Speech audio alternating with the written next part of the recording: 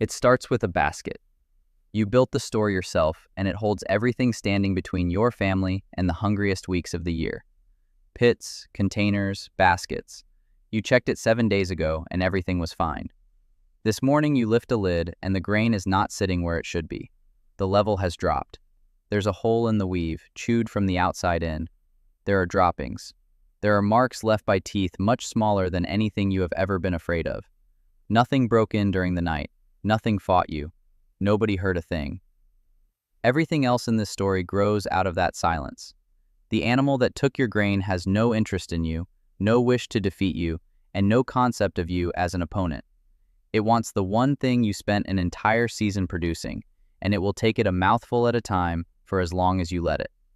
So how do you survive an enemy that never announces itself, never surrenders, and never leaves?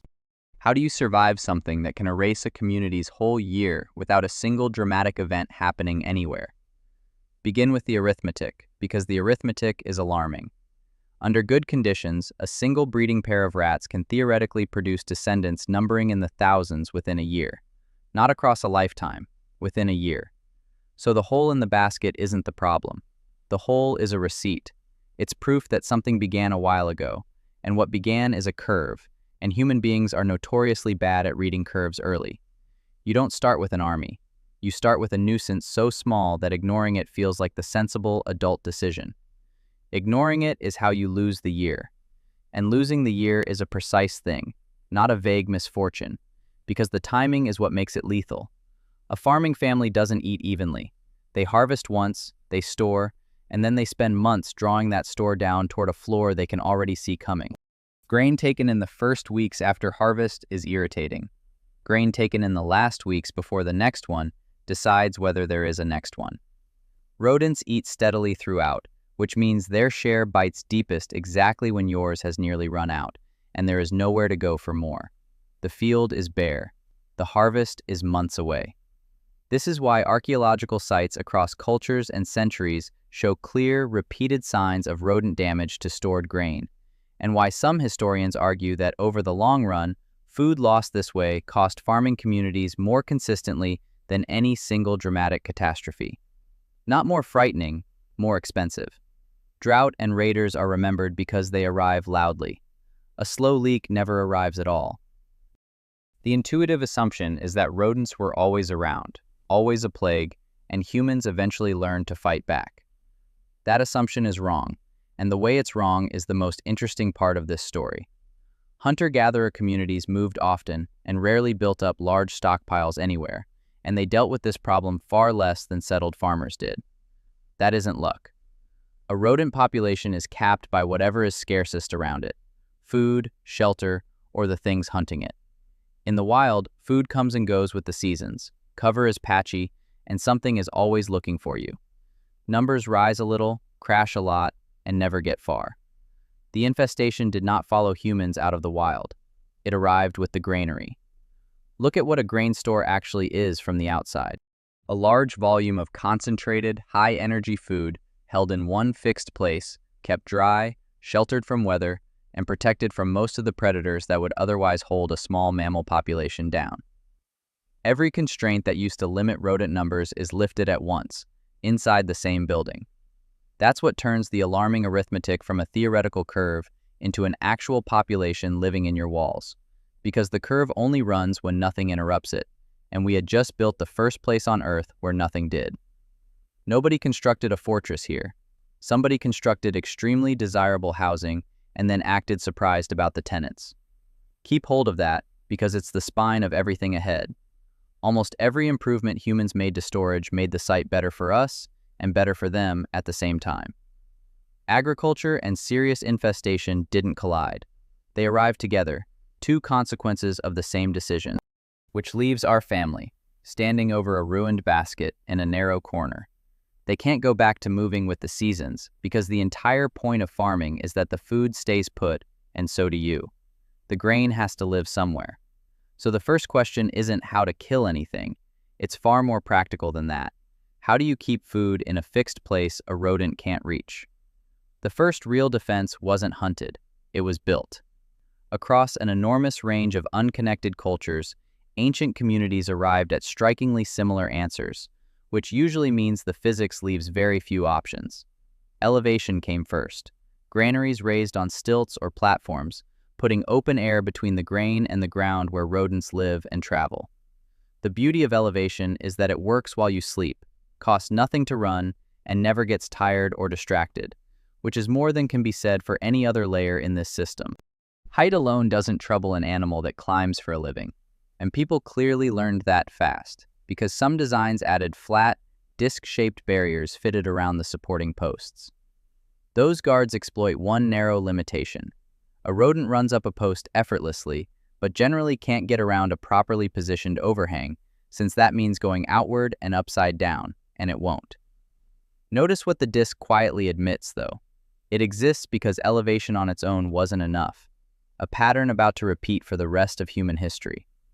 Materials are where you can watch people learning in real time. A woven basket is cheap, light, quick to make, and, from a rodent's perspective, less a barrier than a formality. Archaeological sites show repeated repair and reinforcement of storage consistent with ongoing damage, which is a polite way of saying people were losing this fight slowly and patching the hole every season. So storage shifted in many agricultural societies toward tightly fitted clay and ceramic containers, sometimes sealed further with clay or wax, while stone-lined pits with an impermeable seal appear where grain had to survive long stretches unwatched. Those cost far more labor, and for a household with limited hands and limited daylight, that cost is real. What the labor buys is the property that matters most in a store nobody can guard around the clock, a container that keeps working when no one is looking at it. So the family builds higher, fires the clay, seals the pit, and the losses drop. Problem solved. It isn't, and anyone who has ever owned a building already knows why. A structure is a fixed defense facing a mobile, patient, permanently motivated opponent that gets to attempt entry every night for the rest of your life. It has to succeed once. You have to succeed always. And the night it succeeds, one gap in a lid, one crack in a wall, one basket left out during a frantic harvest week, it is standing inside the richest, safest environment it has ever encountered, with nothing left to stop it doing the arithmetic. A wall cannot solve a living problem. You need something that hunts. Which brings us to one of the strangest partnerships in human history, and it doesn't begin the way domestication usually gets told. Unlike dogs, cats appear to have been drawn into human life not mainly as companions or hunting assistants, but almost entirely around this single problem. Genetic and archaeological evidence points to the Near East, roughly 9,000 to 10,000 years ago, closely tracking early agricultural settlements, their grain stores, and the rodents those stores attracted. Follow that sequence carefully, because the causation runs in an order most people reverse. Grain concentrates rodents. Rodents concentrate wild cats, because a village full of granaries is the densest prey supply a small predator will ever encounter, delivered daily, in a fixed location, in every season. Cats stayed because leaving would have been idiotic. And humans, watching this over generations, notice something quietly enormous. The stores with cats around them lose less grain. That's the whole mechanism, and neither species needed a plan. Nobody negotiated anything. People who tolerated cats near the grain lost less of it and ate better in the lean months, so tolerance spread. Cats that stayed calm around humans got the best hunting ground and raised the most kittens, so calmness spread. Two species drifted toward each other for entirely selfish reasons and woke up in a partnership neither had designed. The relationship hardened from accident into intention because the value was impossible to miss. In ancient Egypt, cats were widely depicted in art and mythology, and according to multiple ancient accounts, they were protected under specific laws governing their treatment. That status wasn't sentimental. It tracked how seriously people took their practical role in guarding stored grain. You protect the grain, then you protect the animal protecting the grain, and eventually somebody writes the second part down. But a cat sleeps. A cat is one animal in one building working against a population that doubles, and it can't be everywhere in a village at once, which means it lowers losses without ever ending them. Somewhere in this long middle stretch, people learned something neither the wall nor the cat could teach them. The fight isn't won during the attack. it's won weeks earlier at the first mark. That's why inspection became a discipline rather than a chore. Stored food was checked on a schedule for small signals: gnaw marks, droppings, grain disturbed where nothing should have disturbed it. In many agricultural societies, this became a routine, daily, or weekly task, taken as seriously as watching for damp or mold, and the reason is the curve again. 10 rodents can be handled by one determined person in an afternoon. 200 cannot be handled at all, and by the time 200 are visible, the store you are defending has already paid for them. Regular inspection is the only tool in this entire story that catches the problem while it is still small enough to be a problem. Some communities added rotation practices, drawing grain from one part of the store first while the rest was shifted and examined. That caught early damage, and it also denied rodents the calm, undisturbed conditions they need to settle and breed, which is worth slowing down for because it marks a real change in ambition. The goal has quietly stopped being kill the animal. The goal has become make this a bad place to live. None of this is dramatic. It's tedious, repetitive, and nearly invisible in the historical record, which preserves kings and battles and not the person who lifted a lid on an ordinary morning and looked hard at the grain for 2 minutes. That person is why the village still ate in March. And then, with no warning anyone alive could have interpreted, all that tedious work turns out to have meant something else entirely. The rodent was never only taking food. Rodents were also, unknowingly, vectors for some of the deadliest disease outbreaks in human history, most clearly bubonic plague, spread primarily through fleas carried by rats, which, across several major outbreaks, devastated populations on multiple continents. In 14th century Europe, the Black Death is estimated to have killed a substantial portion of the entire European population within only a few years. Stay inside that for a second. There is no germ theory. There is no mechanism available to anybody. You can see the sickness and count the dead, and the chain linking the rat to the flea to the human body is completely invisible, and will stay invisible for centuries. People were being killed by a process they had no way to picture, let alone deliberately interrupt. They noticed anyway. Some historical records describe unusual rodent die-offs being treated as an ominous sign before human outbreaks, and today we can explain why. When a rodent population collapses, its fleas are forced to find new hosts. Ancient observers had no route to that explanation. What they had was a pattern, repeated often enough to trust, and acting on a reliable pattern you cannot yet explain isn't superstition. It's the earliest form of the thing we now call evidence. So go back to the family, the ruined basket, the cat asleep on the sacks, and the person checking the store on an unremarkable morning. They believed they were protecting food. They were also, with no possible awareness of it, running the crudest public health program ever operated. Every sealed jar, every raised platform, every tolerated cat, every routine inspection was cutting contact between people and an animal carrying something far worse than hunger. And all of it worked whether or not anyone understood why. Thousands of years of accidental epidemiology filed under housekeeping. The grain was never the whole steak. The grain was just the part they could see. A problem that large stops being a household matter, and you can watch the defense widen accordingly, from the container to the building, from the building to the settlement, and finally to the landscape itself. The reasoning is straightforward. Rodents don't respect property lines. Your neighbor's badly kept store is breeding the animals that reach yours next season, which means a perfectly defended household inside a careless village will still, eventually, lose its grain. Defense only works at the scale the problem actually operates on. So communities began deliberately encouraging natural predators beyond the cat, especially owls and other raptors, in some cases building roosting structures near granaries and storage areas. That's a genuine shift in thinking. These people were no longer only killing rodents.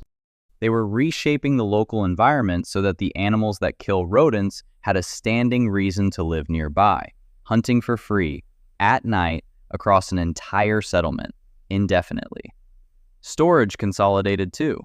Instead of scattering reserves among many weak household stores, a village could gather them into one heavily built, heavily watched location where strong construction, regular inspection, cats, and birds could all be concentrated on a single point. That isn't merely tidier, it's a different economics of defense. 20 families each guarding a fragile basket badly, or 20 families funding one structure guarded properly.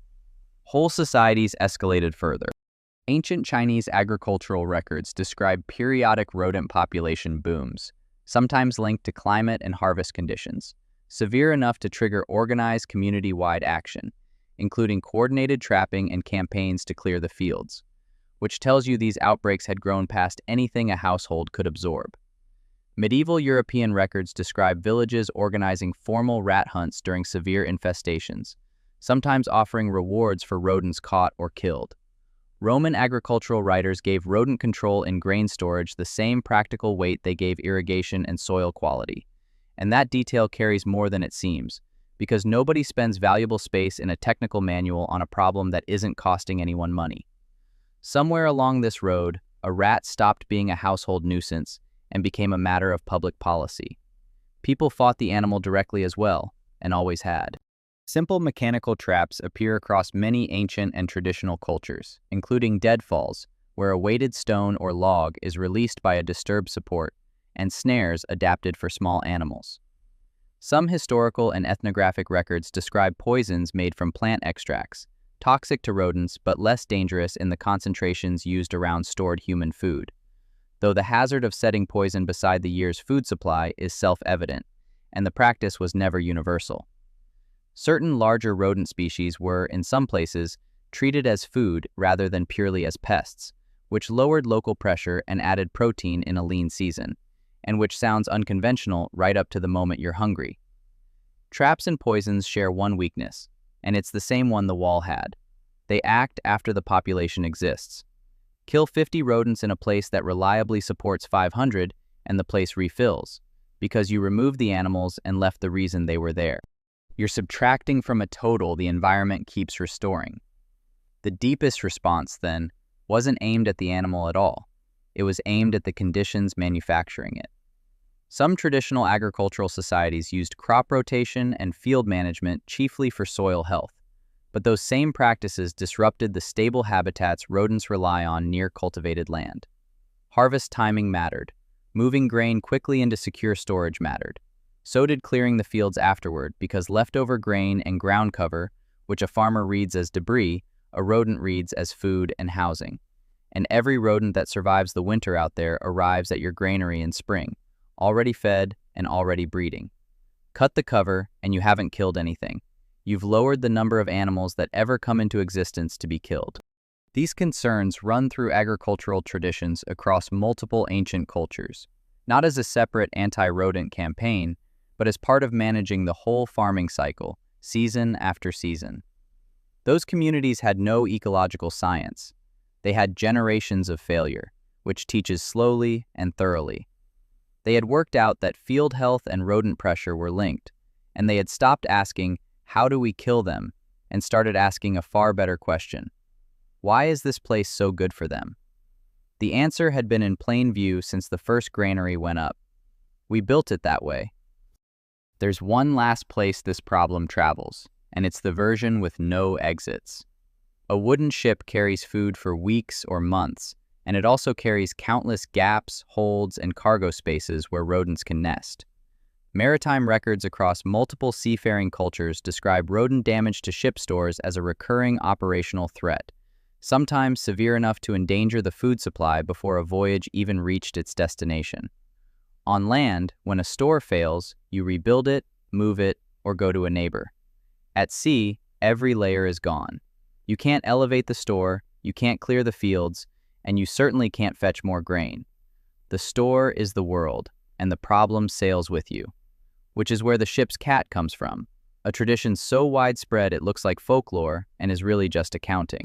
Strip away every other defense, and the animal is the only layer left. So sailors across many cultures develop strong norms and real superstitions around protecting the ship's cat, because everyone aboard understood how much of their survival depended on it doing its job. Not a passenger, not a pet. Crew with no wages, no rank, and no replacement. Back on land, the loss had picked up one more dimension, and the ancient world measured it precisely.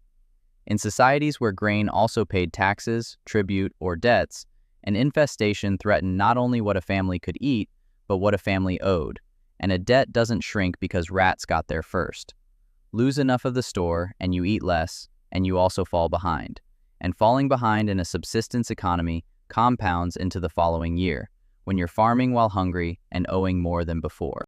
Some historical, agricultural, and administrative records describe formal allowances or adjustments for documented rodent losses, which means the problem was common enough and serious enough to be built into grain accounting rather than written off as one farmer's carelessness. The rat had no concept of taxation. Taxation had an extremely firm concept of the farmer. Now pull back and look at the shape of the whole thing. No single invention solved this, and no moment of victory ever arrived.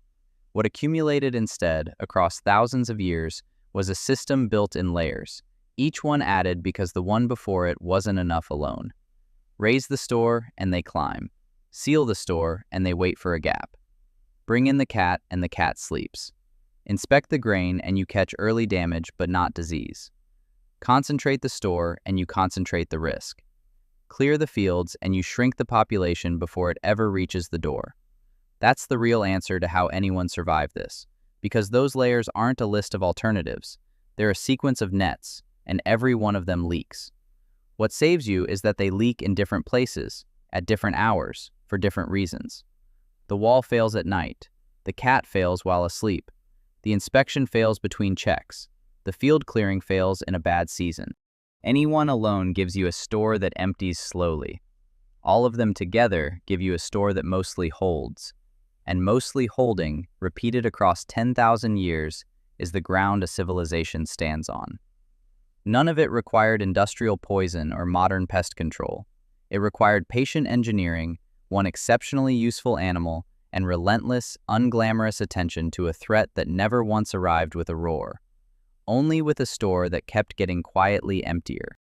You have almost certainly never worried about losing a year of food to an animal that weighs less than your phone. Your food is sealed, packaged, refrigerated, delivered, and replaced so easily that a chewed bag is an annoyance rather than the first scene of a famine.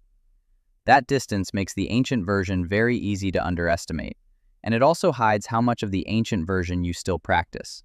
Watch yourself the next time you tip cereal out of a torn packet into a sealed container, or push something to the back of a high shelf, or find a corner of a bag opened by something other than you. You are elevating the store. You are sealing it. You are checking for early marks. The layers never went away. You've just never had to notice them because they finally work. And the cat, stretched out in a rectangle of sun, contributing nothing measurable to the household, isn't there by accident either. It's there because its ancestors were exceptionally good at killing the animals eating our grain, and we noticed, and we let them stay, and it has been living off that reputation ever since. The materials changed, the buildings changed. The stakes, for most of us, fell to almost nothing. The problem underneath never moved at all. So put yourself back at the start, one last time.